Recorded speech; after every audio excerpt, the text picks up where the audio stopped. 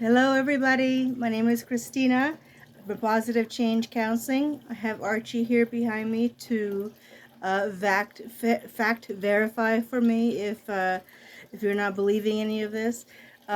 Today, I kind of wanted to talk a little bit about my story, more in how I became educated, what I'm educated in, what I can specialize in, what I can do, what I am doing, and so on and so forth. So you can know more of what is this girl with the hair? What is she? How does she know this? And can I trust how she knows things? Because nowadays, it's kind of hard to know where people really got their information. Is it all Wikipedia, or did they actually get some formal training? And I'm here to say I have received a lot of formal training in various topics and areas that I have been able to put together into a very eclectic and functioning positive practice to help people reach their inner goals and find what they're looking for, whatever that is in the psychotherapy world. Okay, so anyways, so let's talk about me now. All right, so basic stuff. I'm not going to really talk a lot about some of the companies or the dates or the times, because not everything needs to be told. A lady does not tell everything. And so I will tell you most of it, but some things don't need to be said, so I won't. So, anyways, hi, my name is Cristina, actually, is how you would spell it. It's in Spanish. I was born in Mexico City, Mexico. I'm not going to tell you when. And I was born into a Mexican American family. Meaning my dad, my mom, and my sibling and I, after I was born in Mexico City, tried it out. It's a pretty rough place, so we went to family around the Yucatan Peninsula, which is the peninsula, man, like on the east side of Mexico. We're one on the west side called Baja California, and there's one on the east side called Yucatan. You really should work on your geography.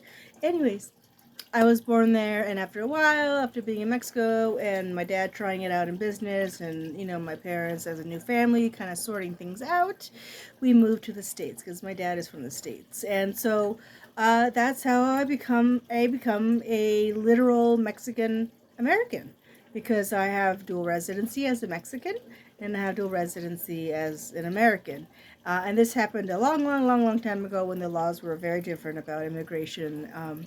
And the whole mindset was different back then. But I'm very grateful to have had that experience and to have seen other parts of the world too, not just North America. But that doesn't matter right now, I don't think.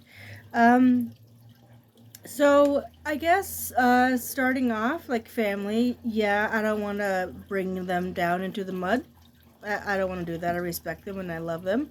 Um, some words I would say would be that has been, and is difficult sometimes living in the family I was given, especially back then. There was just not a lot really of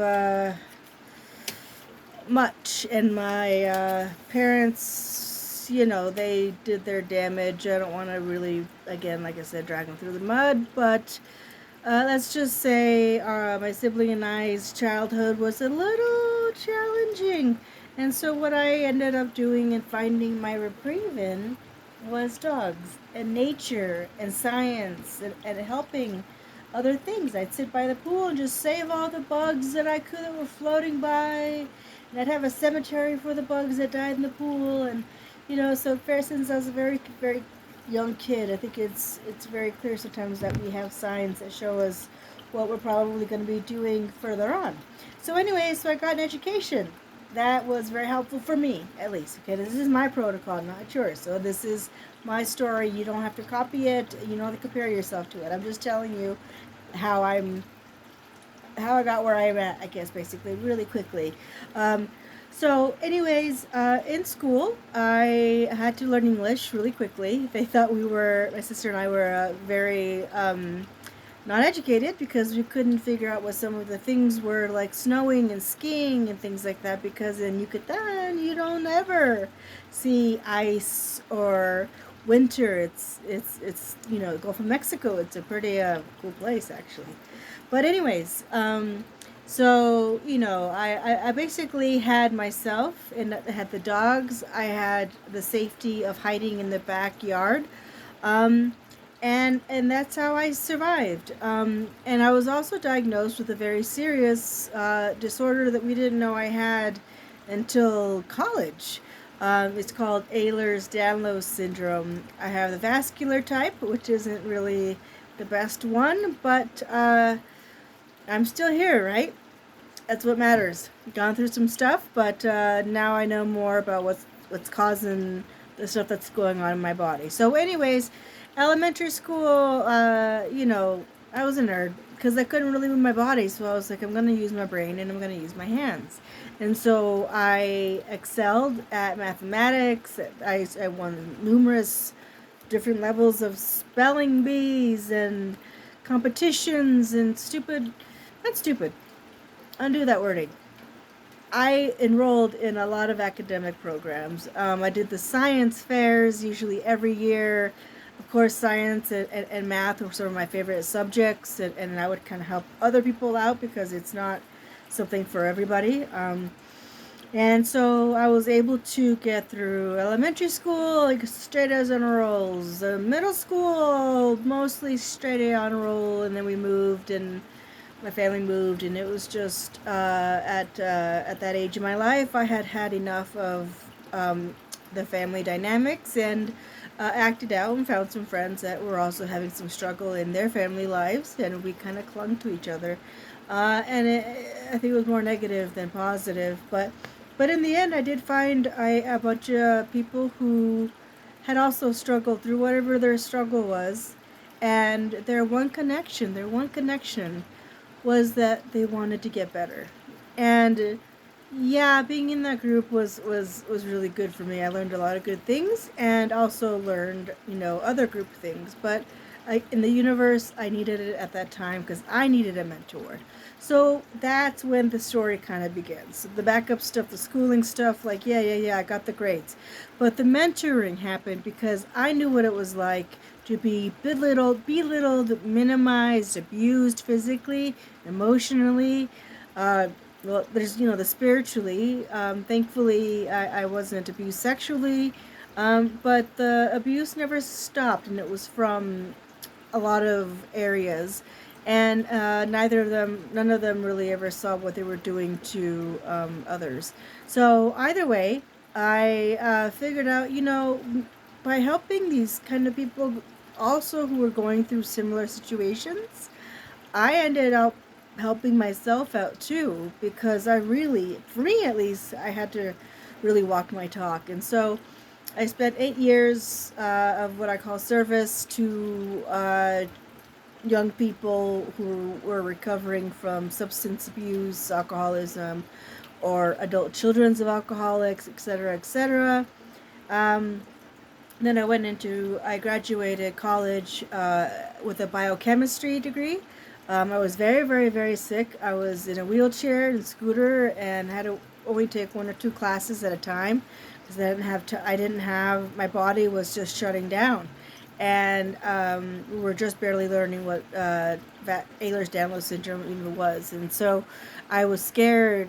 But you know what? I still did it. I'm one of those people that's, even though I'm really scared, or it hurts a lot, or it's really challenging, I can still do it if I really want to. And that's what I want you to believe in yourself too. Was I did it. I'm not saying do chemistry or anything necessarily like that because that's a very stressful field, let me just tell you that. But I was able to really focus and do everything I needed to do to finish. And I did. And then, after I graduated from the University of Arizona, I'm not going to tell you what year, in biochemistry with a minor in psychology and a minor in chemistry, I worked for big pharma, meaning the pharmaceutical companies. Yeah, I made me some drugs. Kind of. Not really. It really sounds a lot cooler than it really was. But I was a true and honest nerd trying to develop medications and drugs and cancer detection kits and all kinds of stuff. Working for these big companies that you hear now. And you're like, well, why would you leave chemistry and big pharma? And, that's a question that I can't just say it in one word, but this is just right for me now. So eventually, I got into a postgraduate program in medical pharmacology at the U of A in the College of Medicine. I was kind of taking classes and working, and then eventually got into the program and did the program. And, things just kind of happen. Let's just kind of leave a fuzzy ending there of I learned that I would rather get a master's degree and postmasters and do all that in a field where I get really more one-on-one care towards people and interaction with people versus kind of doing what is necessary in science. It's not as pretty and lucrative and lovely as it sounds.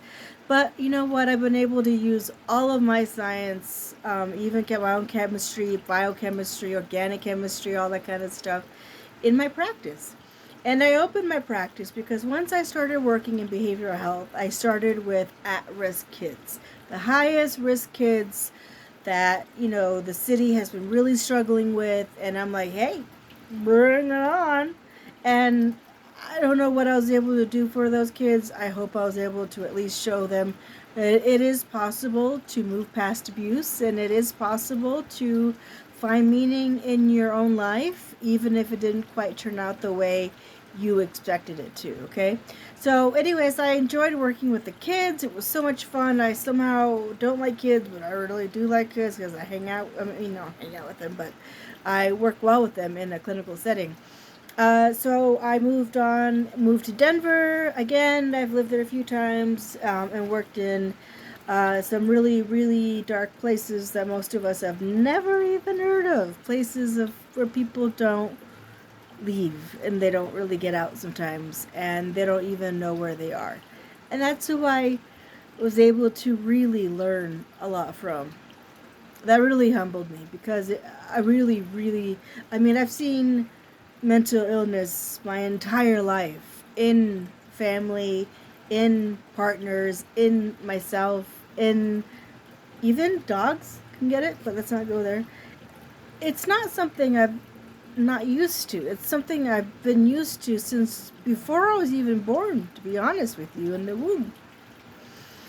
So it didn't scare me to go into these inpatient psych hospitals where, people don't look so happy or content or even aware of where they are.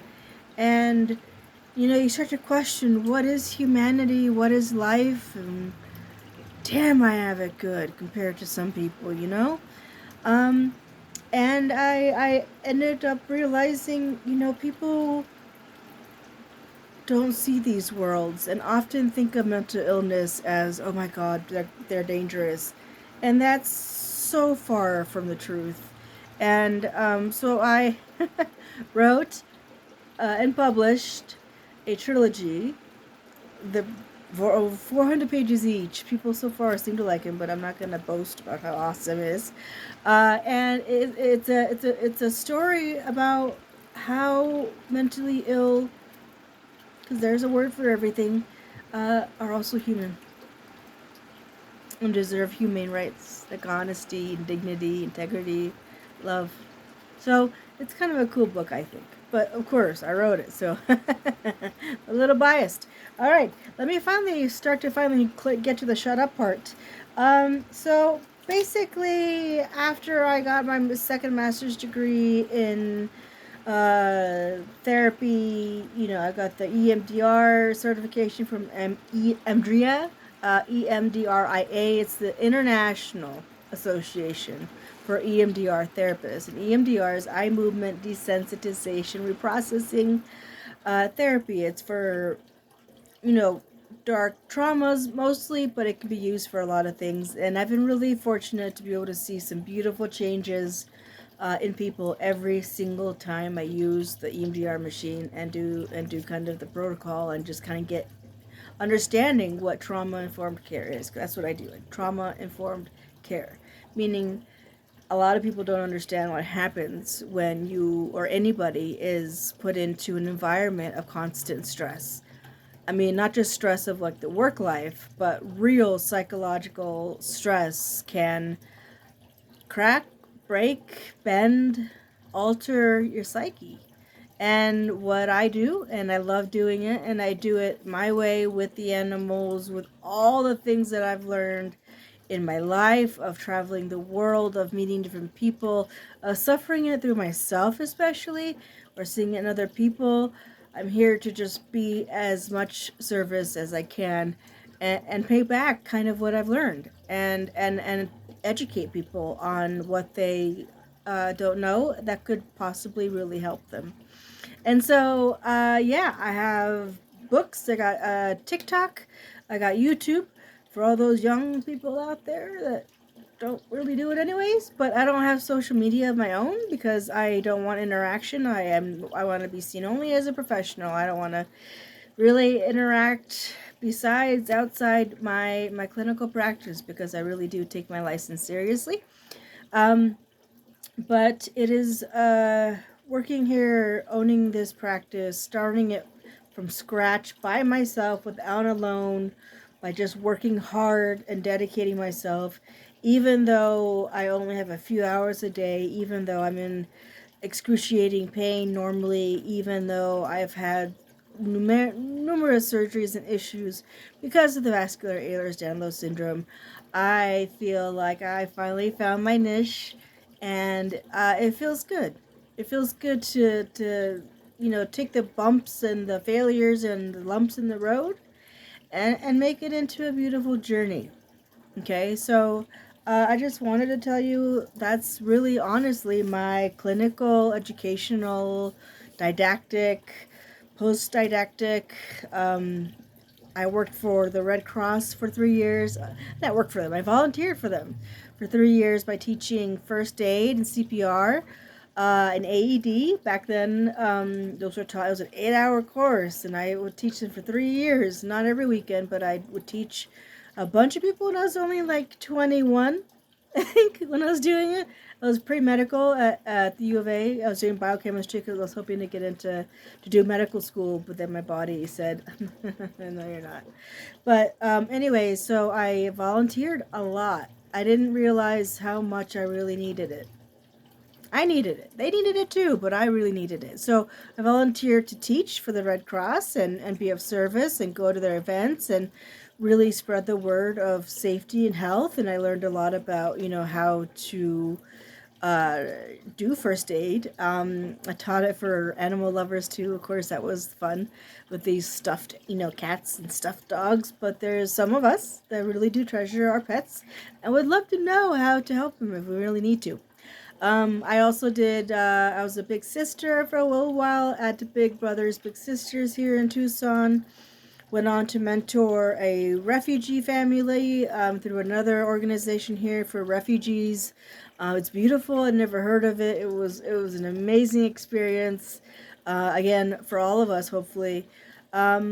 And I volunteered for the Humane Society, of course, fostering animals. Did not adopt any, so no foster failures. But God, I loved fostering these animals because animals are just so pure. And I don't know, I've probably done other really cool stuff. I don't know. It doesn't really matter. I'm already boring myself now. But I just wanted to let you know that I'm legit and licensed, accredited, educated, all that stuff. So these videos aren't just out of nothing. Okay? I wish the very best for everybody. Thank you for listening. If you did listen, and even not, thank you for being alive. I love you. I love myself. And I wish the best. Goodbye.